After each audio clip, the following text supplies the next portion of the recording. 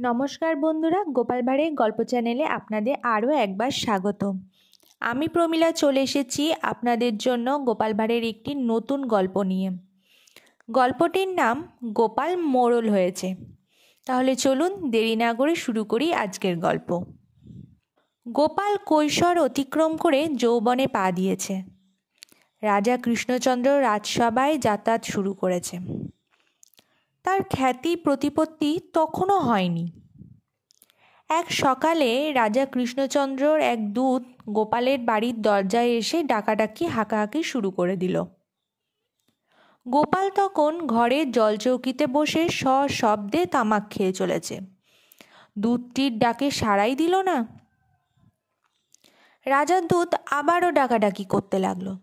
গোপাল, ও গোপাল, বাড়ি আছো? গোপাল, আছো নাকি হে? গোপাল নির্বিকার চিত্তে হুঁকো টেনে চলেছে। দূতটির ডাকে এবারও কোনো সাড়াই দিল না। দূতটি এবার একটু ভোল পাল্টে মোলায়েম স্বরে ডাকতে লাগলো। গোপালবাবু, বাড়ি আছেন? ও গোপালবাবু, বাড়ি আছেন? গোপালবাবু। গোপাল এবারও নির্বিকার। দূতটির ডাকে সাড়া দেওয়া তো দূরের কথা, টু শব্দটিও করল না। দূতটি এবার বেগতিক দেখে নীরবে মুহূর্তকাল চিন্তা করল।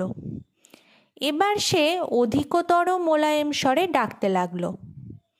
মোড়ল মশাই, বাড়ি আছেন? ও মোড়ল মশাই, বাড়ি আছেন নাকি? মোড়ল মশাই। গোপাল নিবিষ্ট চিত্তে হুঁকো টেনে চলেছে।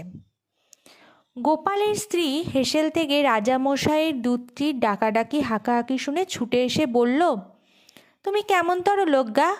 সেই কখন থেকে ডাকাডাকি হাঁকাহাঁকি করে লোকটির মুখ দিয়ে রক্ত ওঠার জোগাড়, আর তুমি কিনা হুঁকো নিয়েই মজা রইলে।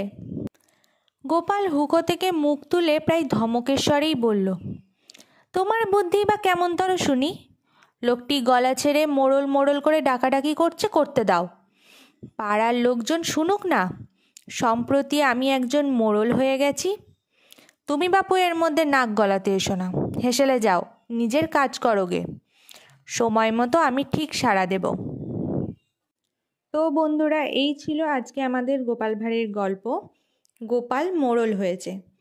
গল্পটি যদি আপনাদের ভালো লাগে থাকে অবশ্যই লাইক, শেয়ার, কমেন্ট করবেন এবং চ্যানেলে যদি নতুন হয়ে থাকেন চ্যানেলটিকে সাবস্ক্রাইব করে আমার পাশে থাকবেন।